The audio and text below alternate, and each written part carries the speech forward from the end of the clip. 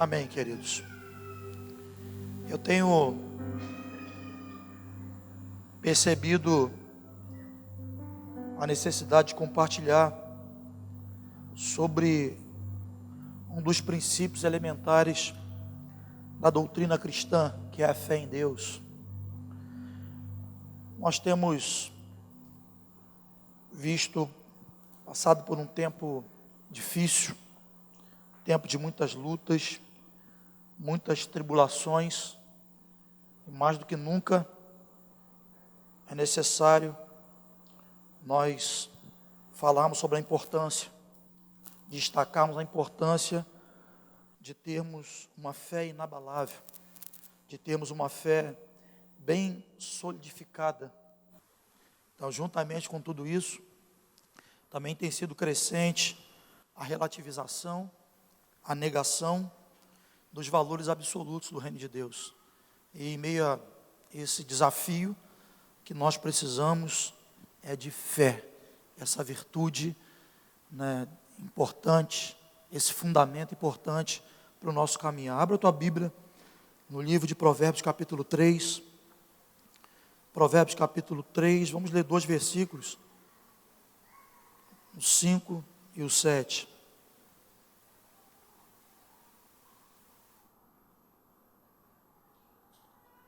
Pode encontrar aí, diz amém.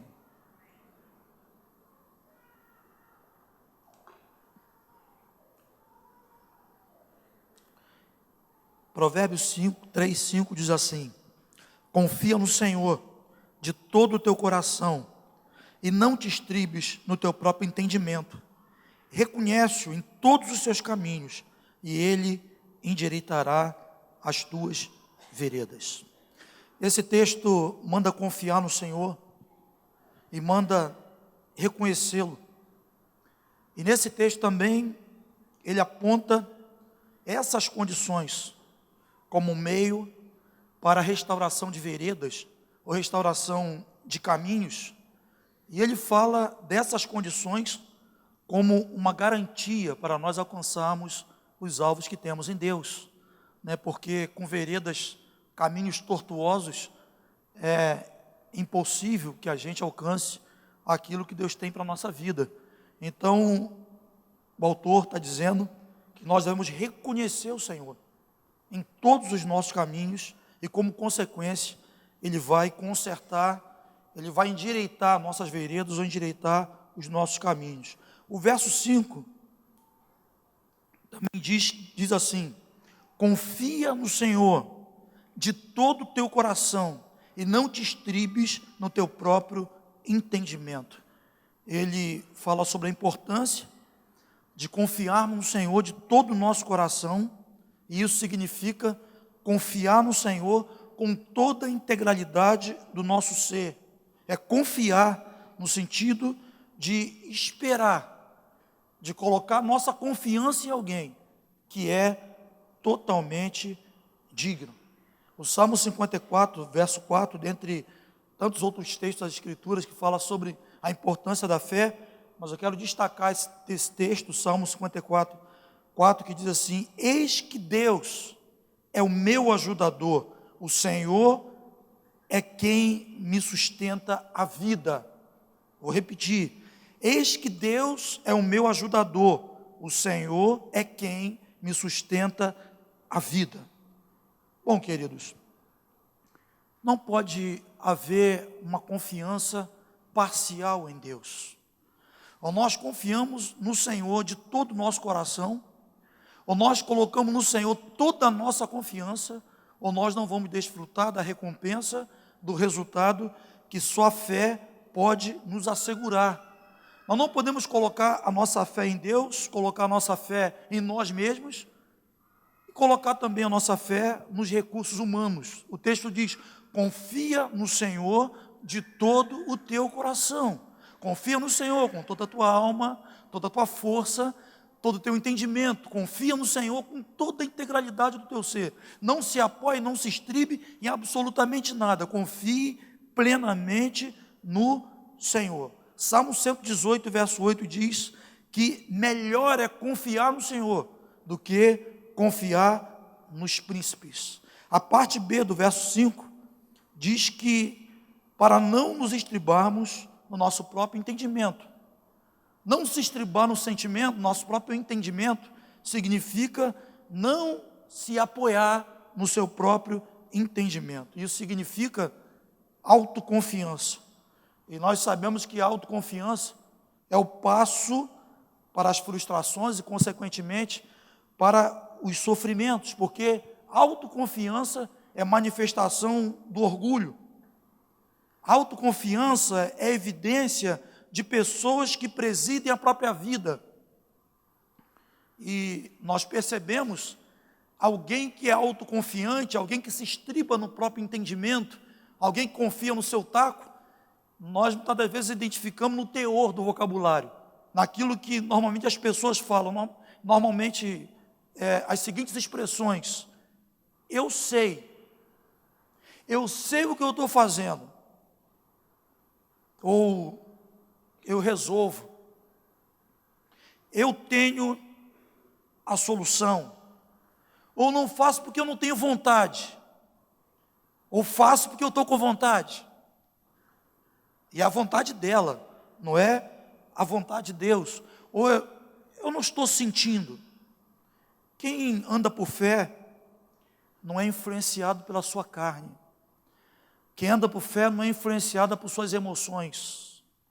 Quem anda por fé não confia, não conduz a tua vida no seu próprio entendimento, ou nessa condição de confiança.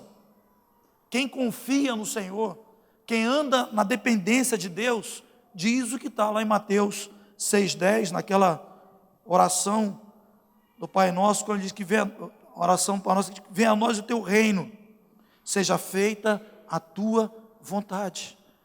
Quem confia no Senhor, ele não é guiado pelos seus próprios sentimentos. Ela venha a nós, ou venha o teu reino, e faça-se a tua vontade. A nossa vontade, ela não tem que prevalecer. Alguém que tem uma fé genuína, ela é guiada exclusivamente pela vontade de Deus. Ela não se precipita em suas opiniões, ela ora para ouvir a Deus, ela busca conselhos, ou seja, ela busca os meios que possam confirmar a vontade de Deus em suas decisões.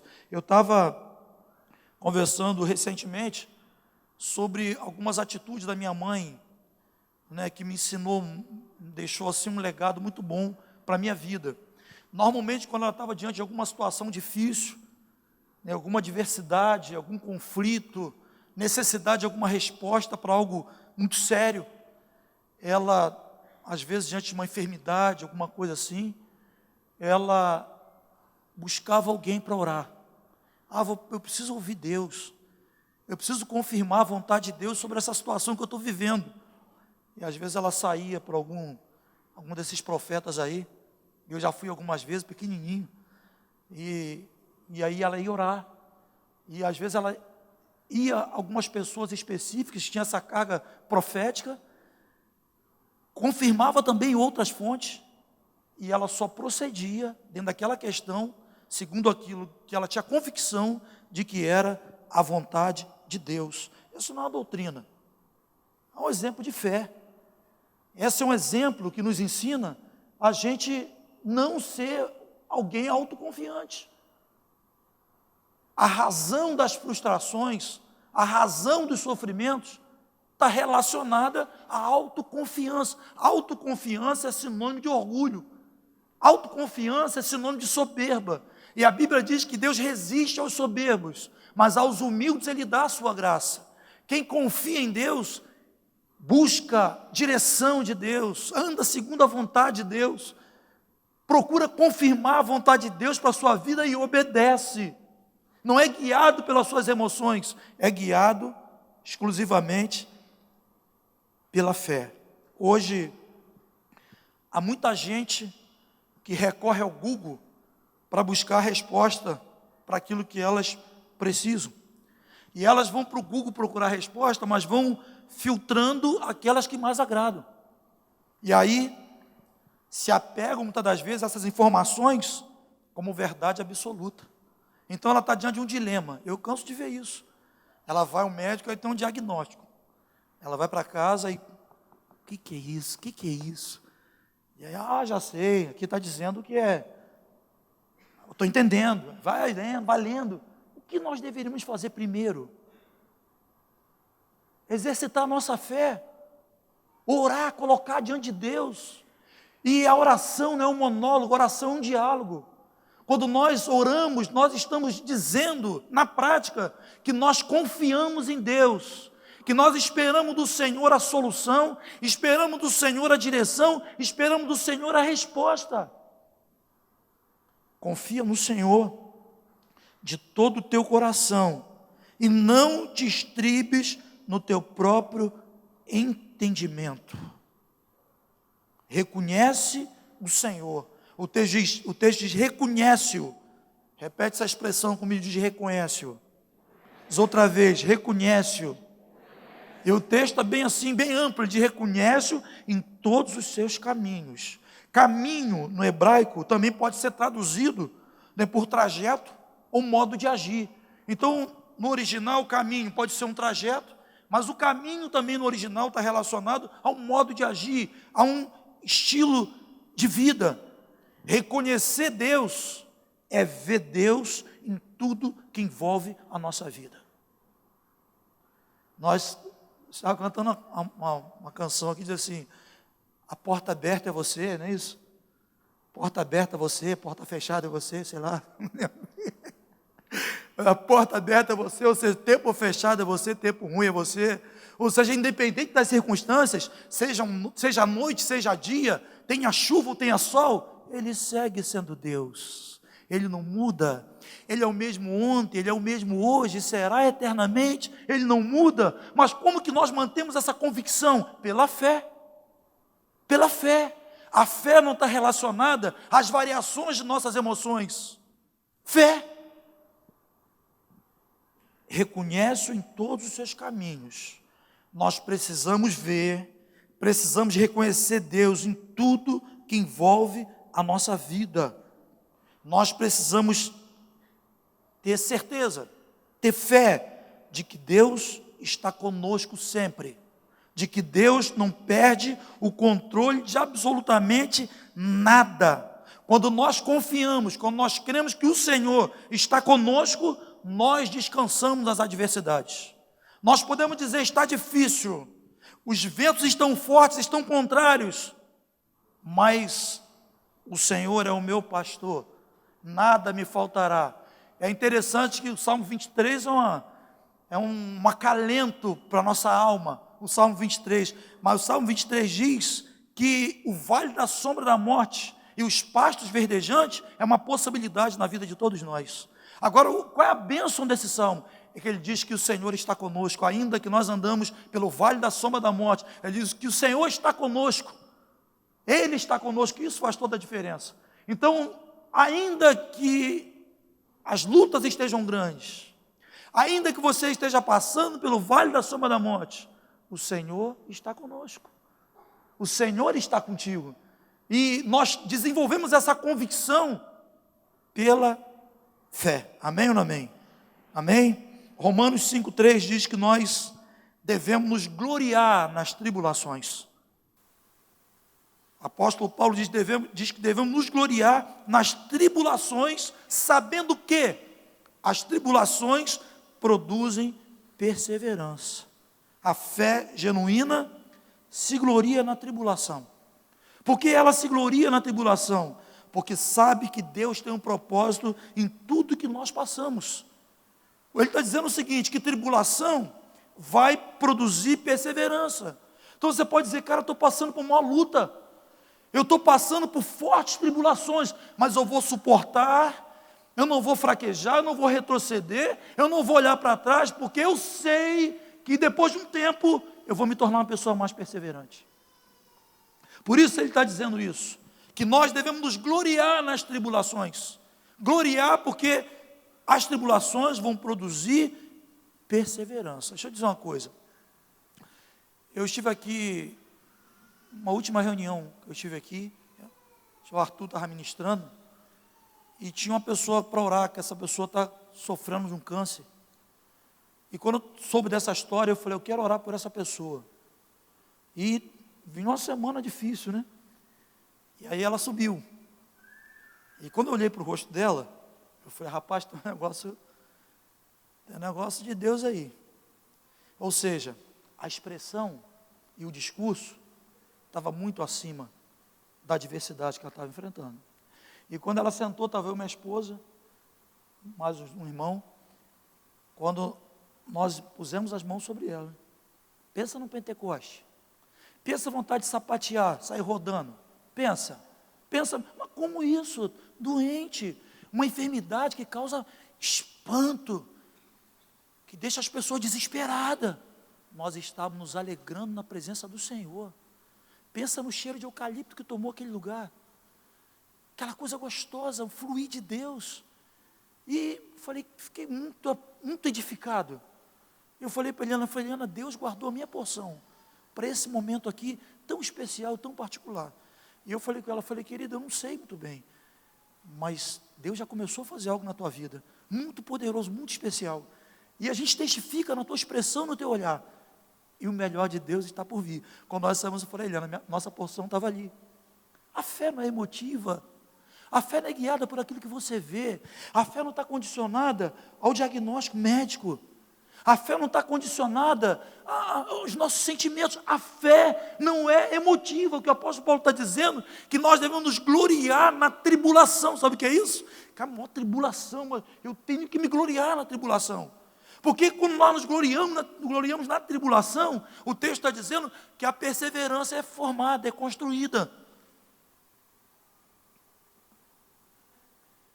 Filipenses 4:11, Paulo diz assim, digo isso, não por causa da pobreza, porque aprendi a viver contente em toda e qualquer situação. Olha, como nós vemos assim, como a gente fica assim questionado sobre a legitimidade da fé de alguns. Porque se tem uma provisão no armário, na geladeira, alegria, uma felicidade. Mas se não tem, o humor muda, a disposição para congregar muda, a disposição para orar muda, a disposição para servir a Deus muda.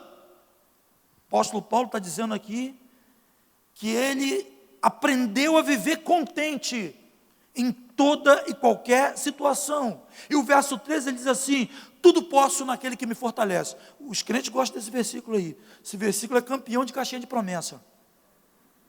Mas ele está dizendo, tudo posso naquele que me fortalece, ou em outra tradução, posso todas as coisas naquele que me fortalece. Nesse tudo está incluso privação, e está incluso também as bênçãos. Tudo é viver tendo, e com alegria, com louvor no coração. Tudo é quando também falta, e a gente tem que seguir com louvor e com alegria no coração. A porta aberta é você, que é tempo? Porta aberta é você, a fechada é você, vento forte é você, e o que me faz tremer, tudo é você. Ele não muda. Não tem nada mais importante na nossa vida que não seja a presença de Deus. Ele nos enche. Ele é tudo para nós. Lembra daquele hino antigo? Ele é tudo para mim. Ele é tudo para mim. Ele é o tesouro que eu tenho guardado em meu peito. Vai, aumenta o tom.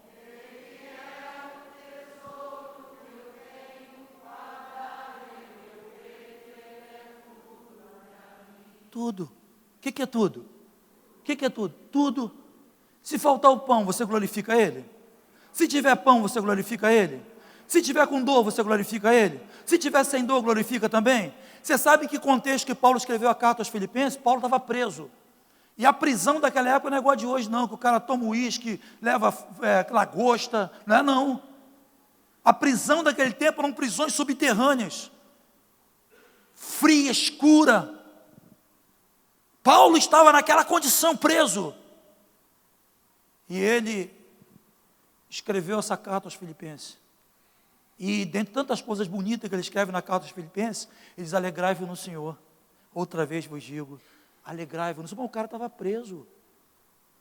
Nossa fé em Deus, no que Ele é, no que Ele fez por nós, independe do que você tem ou deixa de ter, do que você sente ou deixou de sentir. Amém? Ele é tudo para nós. Ele diz: tudo posso naquele que me fortalece. E o verso 19 diz assim: o meu Deus, segundo as suas riquezas em glória, há de suprir em Cristo Jesus cada uma das vossas necessidades. Vou repetir: e o meu Deus, segundo as vossas riquezas em glória, há de suprir em Cristo Jesus cada uma das vossas necessidades. A fé não é emotiva. Hebreus capítulo 11, verso 1, diz que a fé é o firme fundamento das coisas que se esperam e a convicção de fatos que se não vê. Olha aqui, eu quero que vamos memorizar esse texto. Vamos memorizar esse texto. Vou contar de 1 a 3. É uma tradução única, está projetada aqui. 1, 2, 3.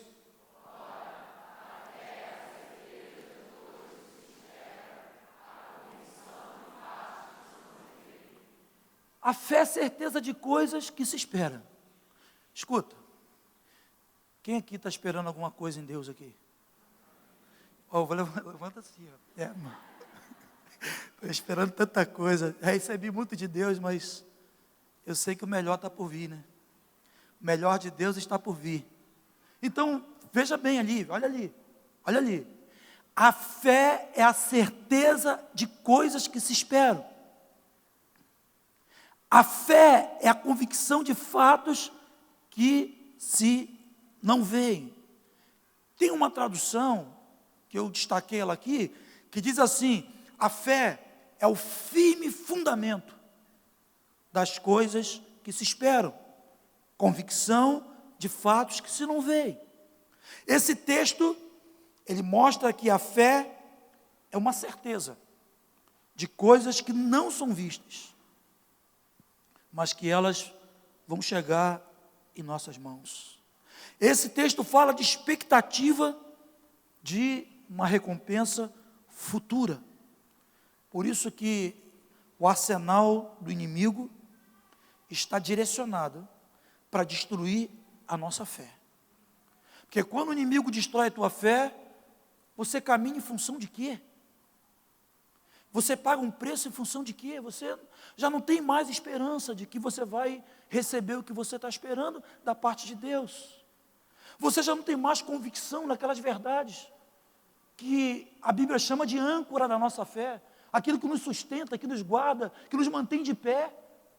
Então o inimigo direciona o arsenal dele com toda a força para minar a tua fé, para destruir a tua fé. Escuta uma coisa, eu tenho encontrado pessoas ultimamente, um discurso assim, recorrente, pessoas que estão desistindo da caminhada, pessoas que estão perdendo a fé, pessoas que estão perdendo a esperança.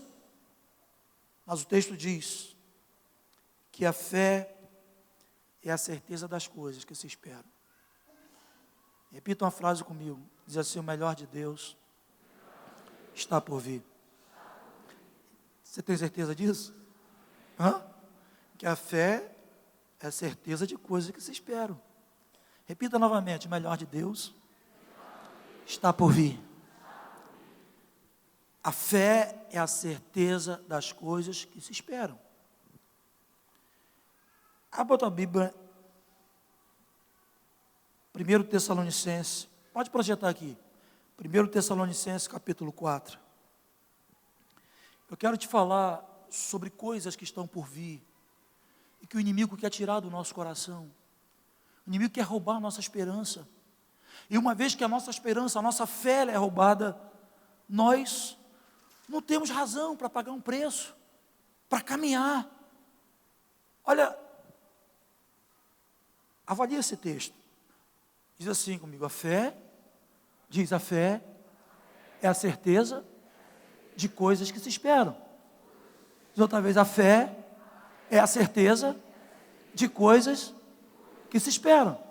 Vou falar de uma delas. Estou pegando as principais, as mais impactantes. Olha lá.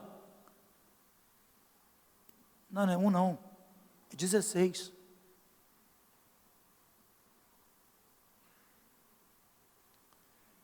Porquanto o Senhor mesmo, dada a sua palavra de ordem, ouvida a voz do arcanjo, e ressoar a trombeta de Deus, descerá dos céus, e os mortos em Cristo ressuscitarão primeiro. Você me deu 15 não, né? 16. Não, eu quero 16, 17. Depois nós, os vivos que ficarmos, seremos arrebatados juntamente com eles, entre nuvens, para o encontro do Senhor nos ares, e assim estaremos para sempre com o Senhor. Volta no 16, por favor. Olha no 16. A fé é a certeza das coisas que se esperam. Porquanto o Senhor mesmo, dada a sua palavra de ordem, ouvida a voz do arcanjo, e ressoada a trombeta de Deus, descerá dos céus, e os mortos em Cristo ressuscitarão primeiro. Você tem revista atualizada aí não, Alexandre? Vê se você acha a revista atualizada para mim, prefiro ela. Inclusive, de praxe, sempre prefiro ela. Vou para a minha Bíblia, tá? 1 Tessalonicenses 4.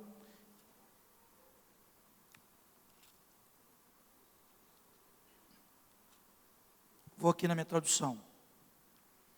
Porquanto, vamos ver se muda alguma coisa aqui. Porquanto o Senhor mesmo, dada a sua palavra de ordem, ouvida a voz do arcanjo, e ressoada a trombeta de Deus, descerá dos céus, e os mortos em Cristo ressuscitarão primeiro. Depois nós, os vivos, os que ficarmos, seremos arrebatados juntamente com eles, entre nuvens para o encontro do Senhor nos ares, e assim estaremos para sempre com o Senhor. Vamos interpretar o texto, ficar mais claro, não ficar muita informação.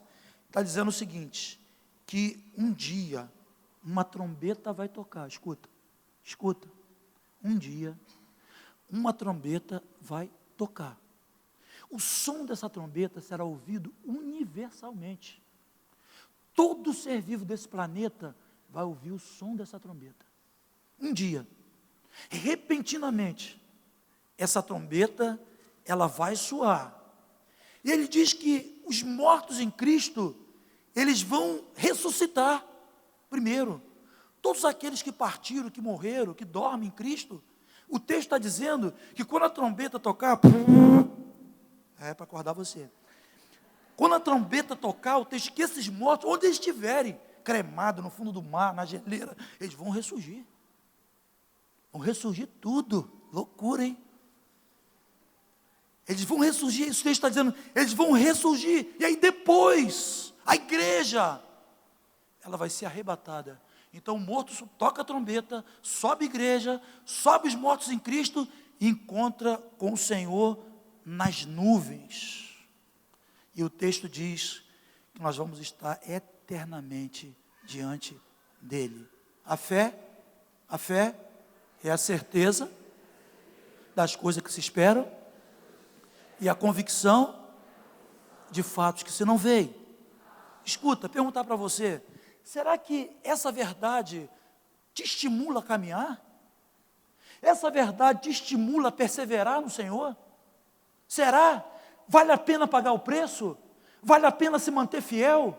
Vale a pena seguir com essa convicção que um dia, nós seremos transformados? Um dia nós vamos ouvir o som de uma trombeta, seremos arrebatados. Aqueles que partem no Senhor, nós não nos consumimos muita tristeza, ficamos tristes, mas não nos consumimos, como diz o apóstolo Paulo aqui, porque nós temos a certeza, a convicção de que um dia a trombeta vai tocar, eles vão se levantar, e os que estiverem vivos subirão para se encontrar com o Senhor nos ares. e vão estar na presença dele eternamente. Fé. Você está vendo alguma coisa? Não, está escrito, eu tenho fé. Eu tenho fé, isso me anima a caminhar. Isso me anima a manter uma vida santa, uma vida reta diante de Deus. Isso me anima a andar em integridade diante de Deus, pagar o preço. Porque essa é uma certeza. Apocalipse, capítulo 2, verso 10. Projeta para mim, Alexandre. Apocalipse, capítulo 2, verso 10. Ele fala de uma realidade e da necessidade de um posicionamento. Ele está falando para a igreja em Éfeso. Então, nesse versículo, ele fala de uma realidade. Ele diz: não temas as coisas que tens de sofrer. Olha lá. Não temas as coisas que tens que sofrer. Eis que o diabo está para lançar em prisão alguns dentre vós, para ser dispostos à prova, e tereis tribulação de 10 dias. O que diz no final ali? Vocês têm convicção disso? Estão lendo aí? Vamos ler novamente? 1, 2, 3.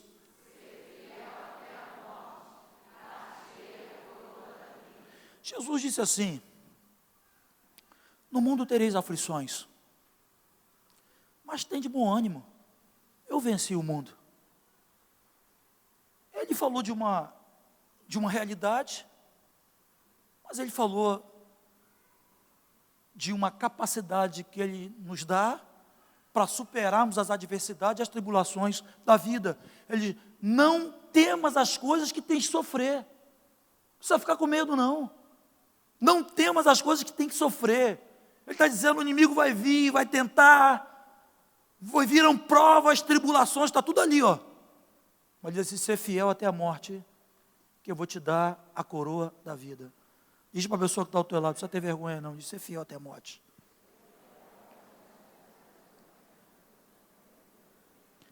A fé é a certeza das coisas que se esperam. 1 Coríntios capítulo 2, verso 9. Ele diz que nem olhos viram, nem ouvidos ouviram, nem penetraram no coração do homem aquilo que Deus tem preparado para aqueles que o amam. Olha, escuta aqui. Escuta, diz uma coisa clarinha assim. Você não tem noção. Você não tem noção. A mente humana, ela não consegue imaginar o que Deus tem separado para os seus filhos. A mente humana não consegue captar. Ele diz que nem olhos viram, nem ouvidos ouviram, nem penetrou em coração de homem nenhum o que Deus tem preparado para aqueles que o amam. Pergunto a você: vale a pena seguir em fé? Vale a pena servir ao Senhor? Vale a pena pagar o preço para completar a nossa carreira aqui? Vale a pena? Vale a pena te manter o nosso foco olhando para Ele, autor e consumador da nossa fé? Vale a pena guardarmos essa fé viva? Nem olhos viram, nem ouvidos ouviram, nem jamais penetrou em coração humano aquilo que Deus tem preparado para os seus filhos. Quero desafiar você a estudar os eventos escatológicos. E você vai se alegrar por saber que Jesus, Ele está às portas. Você olha para as Escrituras, você vai lendo as profecias, você pega as profecias e faz um paralelo com os dias atuais. A conclusão é a seguinte: meu Deus, Jesus está voltando. Jesus está mais próximo do que você imagina. Isso é fé. Fé é a certeza de coisas que se esperam. Jesus voltará. Jesus voltará. Você pega as Escrituras, você vai vendo as profecias, vai olhando as ocorrências, as situações atuais, e você vai ver várias profecias que já se cumpriram e profecias que estão se cumprindo, e isso é um indicador de que Jesus Cristo, Ele está às portas. Nostradamus profetizou que o mundo acabaria em outubro de 99. Não te lembro disso. Foi um alarde mundial que o mundo ia acabar em outubro de 99. Aquele alarde. Nada aconteceu. Seguimos do mesmo jeito. Mas a palavra de Deus, ela é fidedigna. Se você olhar as Escrituras, você vai ver as profecias que já se cumpriram. Você pega o Velho Testamento, você vê a Escritura de 400 anos, 500 anos, profecias acerca de Jesus, da forma que Jesus morreria, iria para a cruz. Você olha aquelas profecias, 400 anos atrás, se cumprindo no Novo Testamento. E profecias para os nossos dias, tantas que já se cumpriram. E a conclusão que nós chegamos é que a nossa salvação plena está mais próxima do que a gente pensa. Fé é certeza dessas verdades. A fé é a convicção de fatos que não se veem. Escuta. Quem você era antes de ser alcançado pela graça de Deus? Quem você era? Antes da graça do Senhor invadir a sua vida. A sua vida era uma vida de cadeias. Sua vida era uma vida de opróbrio, de vergonha. Você era alguém limitada. Mas um dia a graça do Senhor te alcançou. Às vezes o negócio fica tão complicado que a gente deixa de vislumbrar aquilo que o Senhor fez por nós. A Bíblia diz que a gente deve trazer à memória aquilo que dá esperança. Às vezes eu estou assim num ambiente e eu sou arremetido à minha vida lá atrás. Eu fico pensando, se não fosse a graça de Deus, eu não estaria aqui. Eu fico assim, refletindo, contemplando as coisas que eu consegui construir, consegui realizar, que eu jamais conseguiria realizar se não fosse a graça de Deus. Se não fosse um dia que eu, de forma consciente e convicto, disse para Jesus: seja o meu Senhor e seja o meu Salvador. Nós fomos regenerados. Sabe o que é isso? Nós fomos regenerados. Pela graça de Deus, nós fomos justificados, como disse o apóstolo Paulo, justificados, pois, pela fé, temos paz para com Deus. Nós fomos justificados, Paulo diz em Romanos 8. Agora, pois, nenhuma condenação há para os que estão em Cristo Jesus, porque o Espírito de vida em Cristo nos livrou da lei, do pecado e da morte. Fomos regenerados, fomos justificados, fomos santificados e fomos adotados na família de Deus, nos tornamos filhos de Deus. Quando eu me converti, a gente cantava uma canção festiva, e essa canção representava muito para mim, porque a gente arremete logo para a nossa vida, antes de Cristo. A canção ela ecoa até hoje aí, diz: ele é o leão da tribo de Judá, lembra? Ele é o leão da tribo de Judá, Jesus, por nossas cadeias e nos... Ele é a rocha da a nossa força em tempo de fraqueza, uma torre em tempo de guerra, ó esperança de Israel. Tremendo, né? Eu cantava, falei: meu Deus do céu, minha força em tempo de fraqueza, quebrou minhas cadeias. Quem era você antes da graça de Deus? Como você está vivendo hoje? Você está vivendo como um vencedor? Você está vivendo como aquele que tem ricas promessas para se cumprir na tua vida? Ou você está vivendo olhando para as limitações, olhando para as fragilidades que estão à tua volta? Como está a tua vida hoje? A nossa fé precisa ser qualificada, amém ou não? Amém ou não?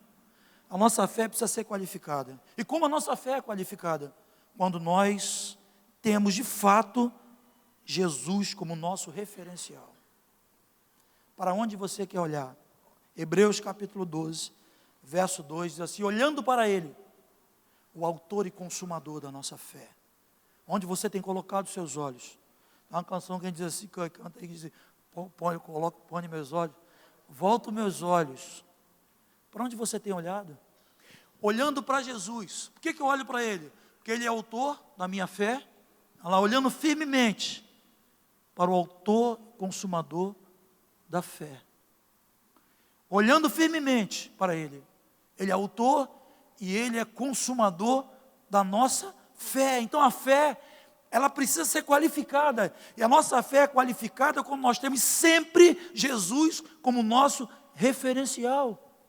A nossa fé é qualificada quando nós ouvimos e quando nós meditamos na palavra. Nós precisamos ouvir, nós precisamos meditar na palavra. Romanos 10, 17 diz que a fé vem pelo ouvir e ouvir a palavra de Deus. Você fica o dia todo com a tua cara lá no smartphone, enchendo o teu coração de cultura inútil. Você não vai ter uma fé fortalecida dessa forma.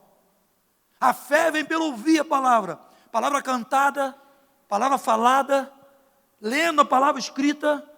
A fé vem pelo ouvir a palavra de Deus. Por isso é importante nós estarmos num momento como esse.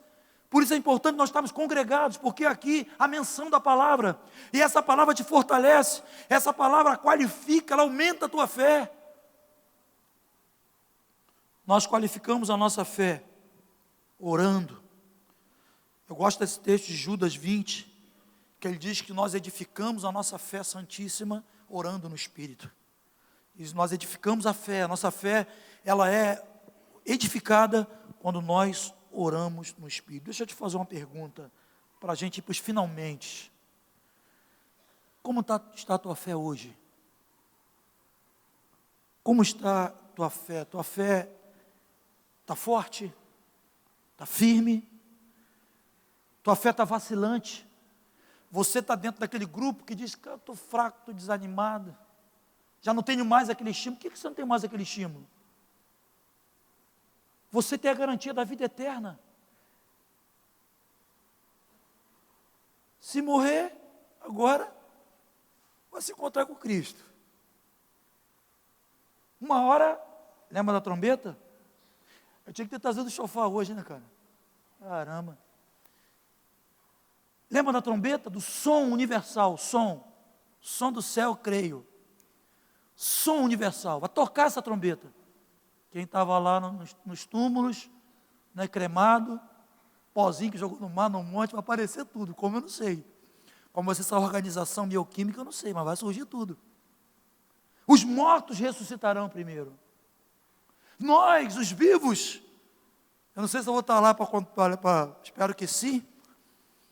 Nós, os vivos, nós seremos arrebatados. Nos encontraremos com o Senhor nos ares e nós estaremos diante dele eternamente. Isso não é pouca coisa, não. Quem tem convicção desse fato, anda feliz. Quem tem convicção desse fato, não levanta a mão assim, ó. Ele é o leão da tribo de Judá. Quem tem convicção desse fato, levanta as mãos e canta com os olhos brilhando. O maior inimigo, o que causa mais terror no homem é a morte. A morte deixa o sujeito desesperado. Mas Jesus venceu a morte. Porque Ele vive, nós podemos crer no amanhã. Ele ressuscitou. Ele ressuscitou. É aquela notícia maravilhosa do túmulo. Se Ele não está aqui, Ele ressuscitou, como havia dito. Ele está à destra do Pai, intercedendo por nós, para que a gente siga a nossa carreira com fé, sem olhar para trás, sem titubear, sem se iludir com os prazeres desse mundo, com o brilho desse mundo, firmes em nossa convicção. No nome do Senhor. Como está a tua fé? Hebreus 10, 23 diz que nós devemos guardar firme a convicção da esperança, sem vacilar. Pois quem fez a promessa é fiel. Possível que você tenha entrado aqui hoje e você deixou de reconhecer Deus em seus caminhos. Você deixou de ver Deus nas tribulações que você está passando. Você de repente está procurando culpado. Estou numa tribulação por causa desse. Culpa é do governo, culpa é do pastor, culpa é do professor. Deu uma música do aquele irmãozinho da Bahia lá. Ele diz que vai passando pela prova dando glória a Deus, né? Então nós devemos nos gloriar nas tribulações. E como que você se gloria nas tribulações?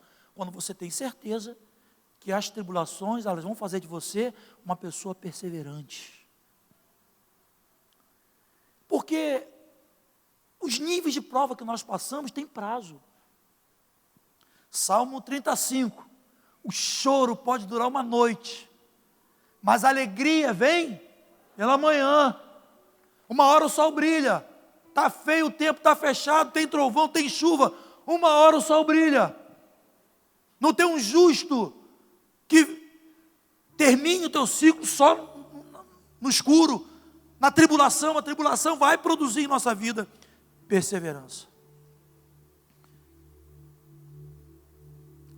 Você deixou de ver Deus na vida dos irmãos? Está todo mundo contra você? Ninguém está te entendendo? Olha que vida, aquele desenhinho, né? Aquele bichinho lá do desenho. Olha que vida, olha que tristeza, que azar. Ninguém me ama, ninguém me quer. Ninguém me chama de meu amor.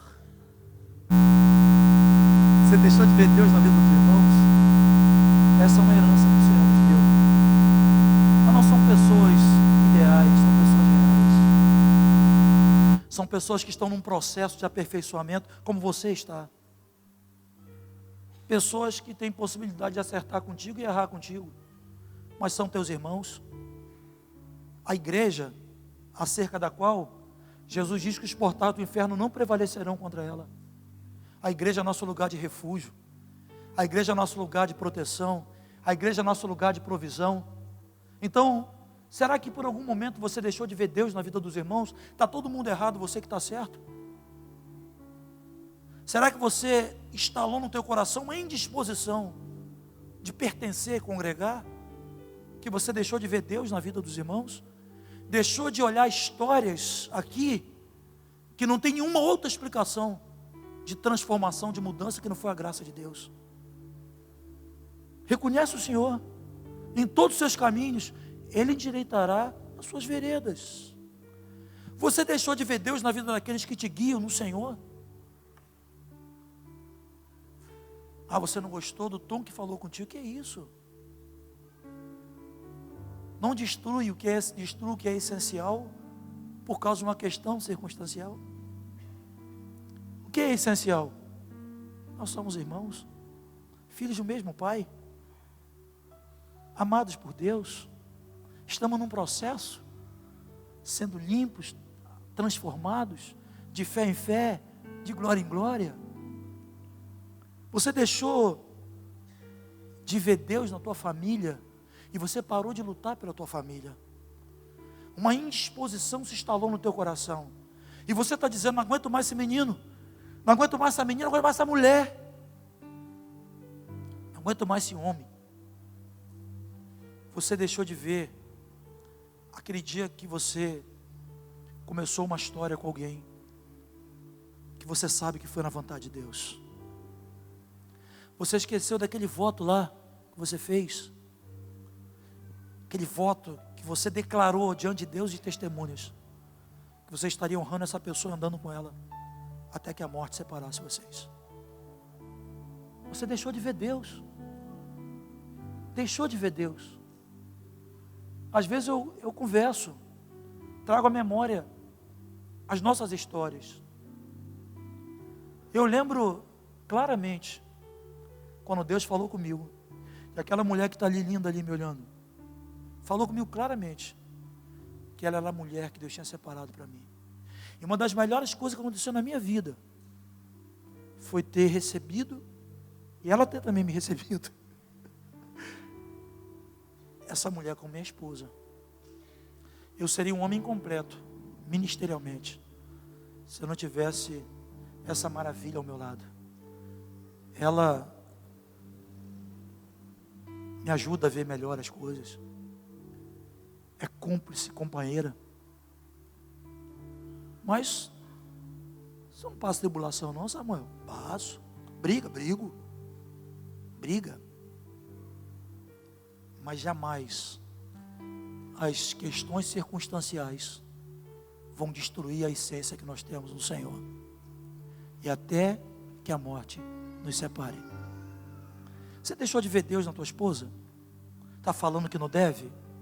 Falando bobagem? Você deixou de ver Deus no teu marido? Ele está assim, está difícil, não está? Está difícil, sujeito? Está difícil? Mas o choro dura uma noite, a alegria vem pela manhã. A nossa leve e momentânea tribulação não se compara com o peso de glória do porvir. Espera no Senhor, confia nele, e o mais Ele fará. A fé é certeza. A fé é certeza de que eu vou ser uma pessoa melhor.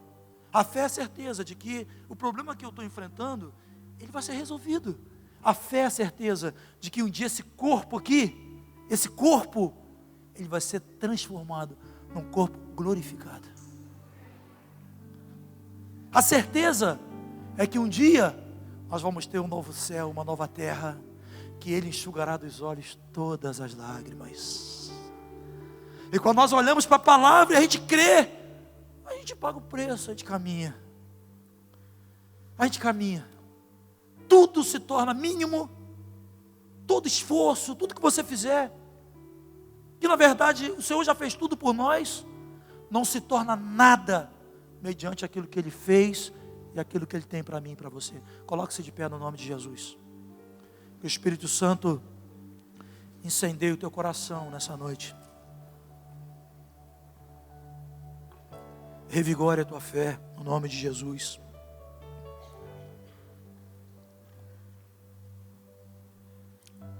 Você precisa de fé? Ou você precisa renovar a tua fé?